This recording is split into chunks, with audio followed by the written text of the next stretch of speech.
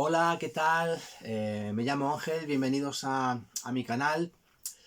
Hoy estamos a día 6 de mayo del 2021 y hoy quiero compartir un vídeo con vosotros. Específicamente es la tercera parte, el tercer vídeo que comparto sobre la vida de oración de Jesús según el Evangelio de San Lucas.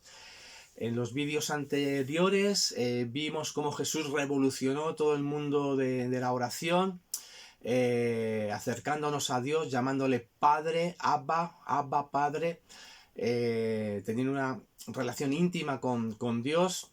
Y vimos también cómo Jesús oró en el bautismo. Así que si no has visto estos vídeos, te voy a dejar aquí el enlace del vídeo primero para que puedas engancharte, porque vamos a seguir grabando más vídeos hasta que veamos todo el Evangelio de San Lucas, lo que es la vida de oración de Jesús.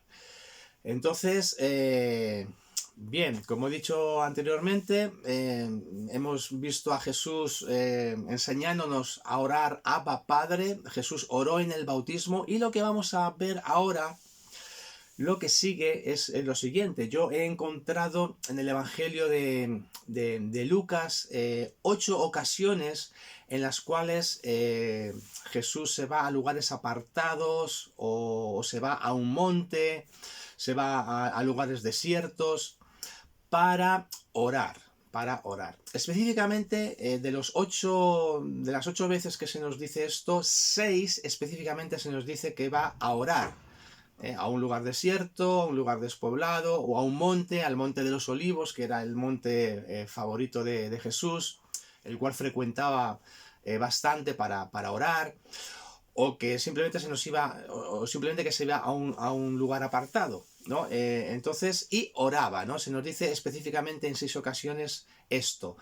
Luego hay una séptima ocasión donde se nos dice que Jesús simplemente se fue a un lugar desierto, pero bueno, no hay que echarle mucha imaginación para pensar que también se fue a orar, ¿no? Y si hacemos un poquito de trampa, efectivamente, en el Evangelio de Marcos, pues se nos va a decir eso, ¿no? Que Jesús va a orar, ¿no? En el pasaje paralelo, sinóptico, ¿no?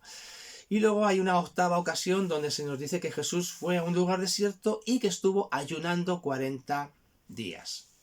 Bueno, pues estas 8 ocasiones en las que Jesús le vemos buscando la soledad, ¿no? Para estar en intimidad con Dios, es lo que vamos a ver en los próximos vídeos. Vamos a ir de uno en uno, específicamente viendo y aprendiendo de Jesús qué es lo que pasó realmente con referente a la oración.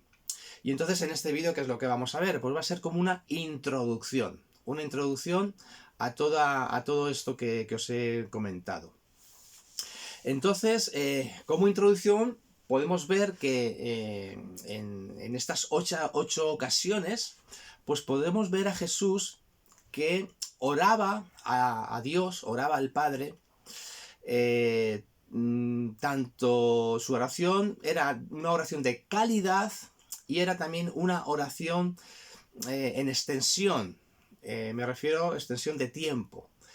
Es decir, que Jesús oraba a Dios y no hacía una pequeña oración o una oración así de carrerilla, no, sino que él dedicaba tiempos prolongados para estar con su Padre, para estar con Dios. Y por el contenido de las oraciones, pues vemos también que son oraciones de calidad. Y entonces podemos aprender esto de Jesús, ¿no? Es decir, calidad y dedicar tiempo a buscar de la presencia de Dios en oración. Entonces podemos preguntar por qué Jesús podía aguantar tanto tiempo orando. Pues la cuestión, yo creo, y eso también nos lo podemos preguntar a nosotros mismos, ¿no? ¿Cómo podemos aguantar tanto tiempo en oración? Pues aquí la cuestión es si tú has descubierto la oración como un deleite. Es decir, ¿la oración para ti es un deleite o es una carga pesada, una disciplina ahí dura de soportar? Entonces yo creo que para Jesús la oración era un deleite, la oración era algo jugoso, era algo sabroso, por lo tanto se le pasaba el tiempo. Igual que se nos pasa a nosotros cuando estamos entretenidos en algo que nos gusta mucho, pues se nos pasa el tiempo y decimos, ahí va, ya se pasa el tiempo, tan rápido. Pues con la oración es lo mismo.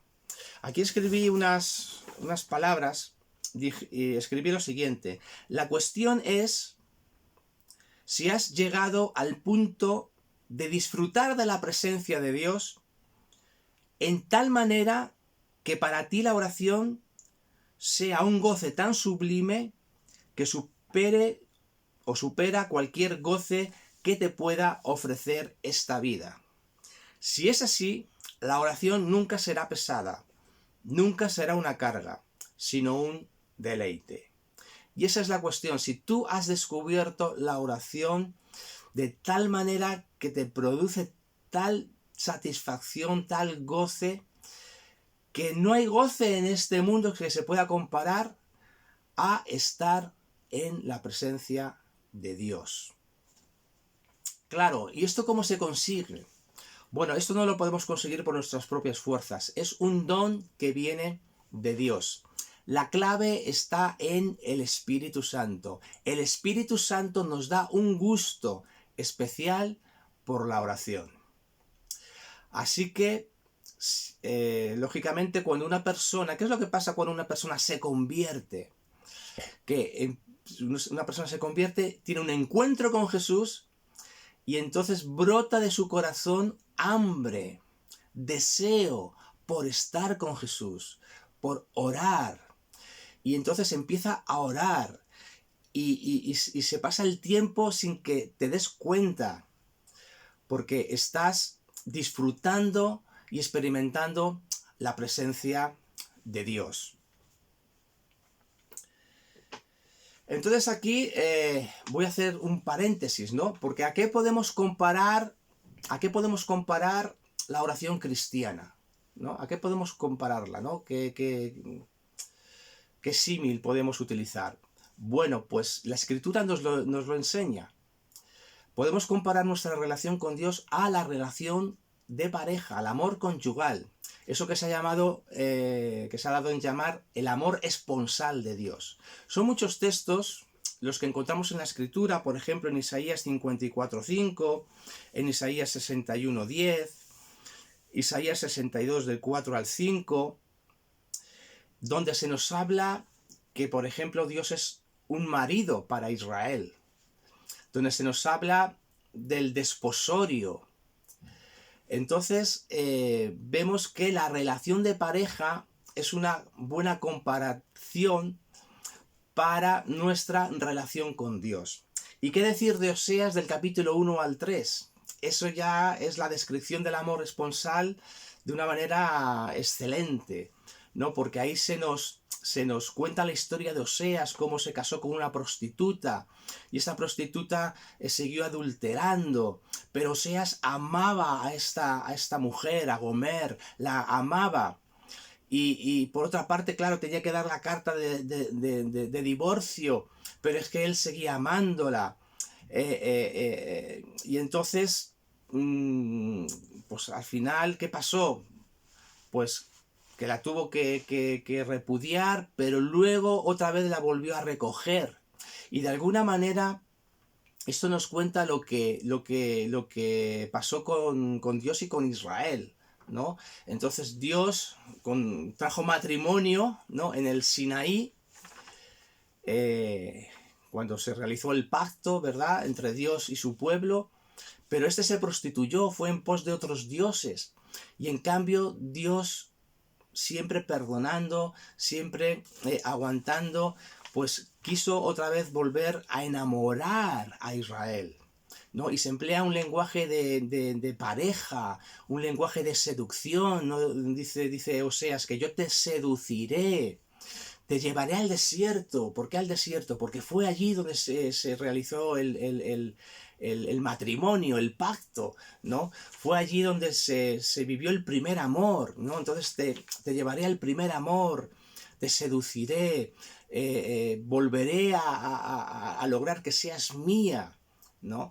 Entonces está usando un lenguaje de pareja, del amor esponsal de Dios. ¿Y qué decir si tomamos el Cantar de los Cantares de manera alegórica como una parábola de la relación que existe entre Dios y su pueblo? Pues aquí ya es una maravilla. Es cierto que este libro hay que tomarlo primero como un poema erótico, que es lo que es, y así debemos de interpretarlo. Es decir, un poema erótico que se nos habla también de la relación de pareja, pero tanto Israel como la Iglesia pues siempre han visto una alegoría de la relación entre Dios y su pueblo, ¿no? Y qué mejor forma que verlo como una relación de pareja, ¿no? Entonces, y también la relación del alma con Dios, ¿no? Siempre el Cantar de los Cantares ha sido una gran inspiración para ver que realmente eso es, ¿no? Lo que es la oración, una relación íntima con Dios, una relación de amor, eso es la oración.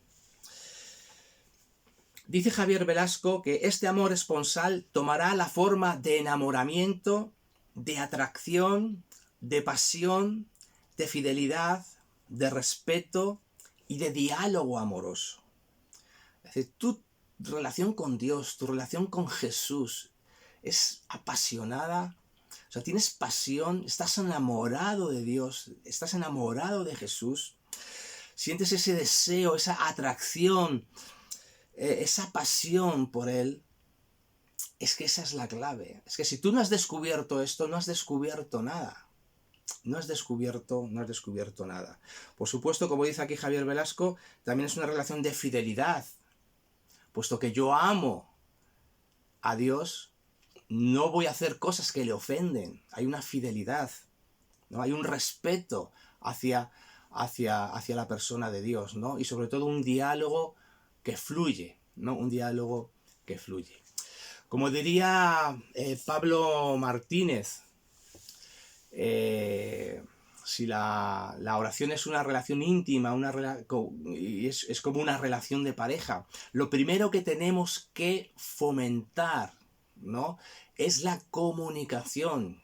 Para que una pareja funcione bien, tenemos que fomentar la comunicación. Con Dios es exactamente lo mismo. Tenemos que fomentar la comunicación con Dios. Y esta comunicación puede ser verbal o puede ser no verbal.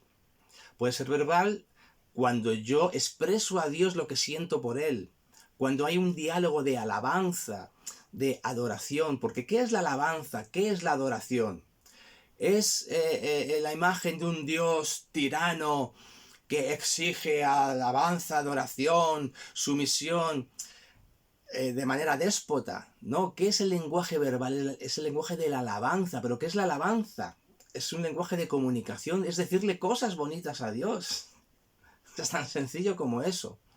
Hay un lenguaje verbal, pero hay un lenguaje no verbal, ¿no? En la pareja existe un lenguaje no verbal, una caricia, un abrazo, un beso.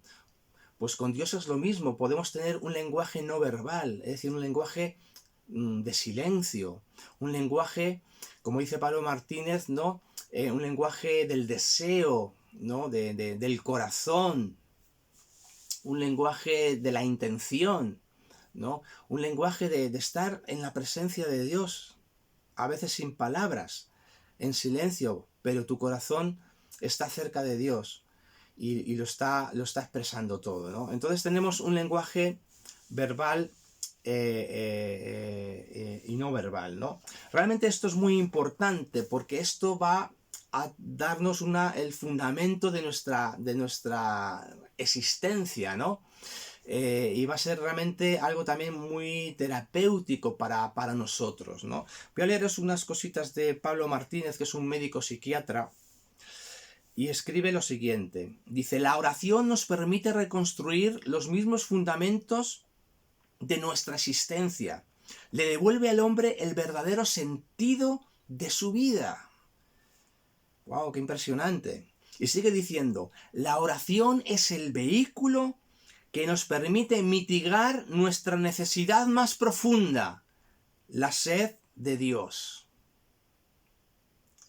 Y sigue diciendo, o sea, en otras palabras, llena aquel vacío en forma de Dios que solo Dios puede llenar. Y esto es impresionante. Esto es realmente impresionante. Es decir, que la oración realmente reconstruye por dentro el fundamento mismo de nuestra propia existencia, ¿no? Y nos da sentido profundo a nuestra existencia, lo que es la oración, porque volvemos a recuperar la relación perdida que el ser humano había malogrado, ¿no? por el pecado. Así que esto es muy, muy, muy importante. Así que, volviendo a Jesús, pues le vemos, por cierto, en muchos momentos donde está en intimidad, donde está en soledad, buscando de la presencia de Dios. Esto de la comunicación y amor, ¿no? Porque es eso, yo me comunico con Dios y Él se comunica conmigo, y hay también una transmisión de amor. La comunicación y amor es verdaderamente lo que nos lleva a la vida espiritual. Vamos a ver, ¿qué es lo que había antes de la creación de este mundo? ¿Qué es lo que existía antes de la creación de este mundo? La Trinidad. ¿Y qué había en la Trinidad? Había comunicación y amor. El Padre y el Hijo unidos en una comunicación y en un amor profundo. Y el Espíritu Santo, que es el cordón umbilical entre el Padre y el Hijo, que es el Espíritu Santo, que es el amor que une al Padre y al Hijo. Comunicación y amor. Se hizo un experimento, esto lo leí en un libro, en un orfanato con unos bebés, donde se les alimentó adecuadamente, pero no les iban a proporcionar ningún tipo de calor humano ni de afecto humano, sino solamente se les iba a alimentar. ¿Y qué pasó? Pues que estos bebés murieron. Estaban bien alimentados, pero les faltaba la vida, esa comunicación, ese amor. En este caso, ese amor, ese cariño humano, ¿no? Ese cariño humano. Así que la segunda persona de la Trinidad, que es Jesús, se hizo hombre y Él continuó siendo hombre para enseñarnos a nosotros. Él continuó esta relación de comunicación y amor a través de la oración. Y ese es el ejemplo más sublime que podemos nosotros tener. A Jesús enseñándonos a tener comunicación y amor con el Padre. Pues queridos, esto era lo que quería compartir con vosotros. En los próximos vídeos ya sí que nos vamos a meter específicamente con cada uno de los pasajes donde se nos dice que Jesús oró en lugares desiertos, solitarios, o en un monte, o en lugares apartados, y vamos a poder sacar la enseñanza de estos momentos claves, ¿no? Donde Jesús tuvo esa comunión con Dios. Así que nada más por el día de hoy. Si te ha gustado el vídeo, pues puedes darle a un me gusta, puedes suscribirte a mi canal, puedes darle a la campanita para que te lleguen los vídeos siguientes, y puedes también, si lo deseas, divulgarlo en tus redes sociales, etcétera. Así que yo estaré eternamente agradecido. Así que pues nada más, nos vemos en el próximo vídeo. Adiós.